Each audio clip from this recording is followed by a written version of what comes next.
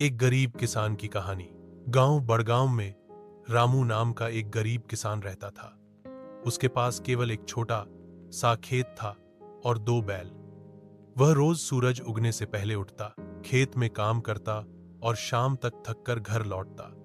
बारिश समय पर हो जाए तो फसल अच्छी होती, नहीं तो कर्ज में डूब जाता।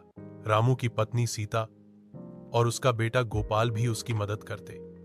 खेत में मेहनत तो बहुत होती थी, लेकिन आमदनी बहुत कम थी। कई बार पेट भर खाना भी नसीब नहीं होता। फिर भी रामू कभी हार नहीं मानता था।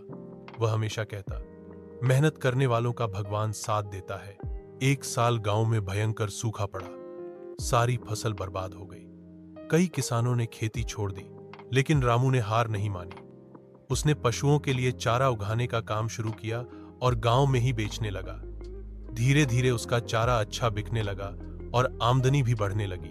रामू ने कुछ सालों में अपनी बचत से एक और छोटा खेत खरीद लिया।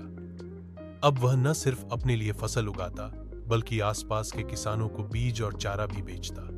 उसकी मेहनत रंग लाई। गांव के लोग अब रामू को एक मेहनती और समझदार किसान के रूप में जानते थे। सीख: यह कहानी हमें सिखाती है कि हालात चाहे जैसे भी हों, अगर हम मेहनत और धैर्य से काम लें तो सफलता जरूर मिलती है। अगर आप चाहें तो मैं इस कहानी को और विस्तार से या किसी विशेष शैली में भी लिख सकता हूं, जैसे बच्चों के लिए प्रेरणादायक भाषण के रूप में या नाट्य रूपांतरण में।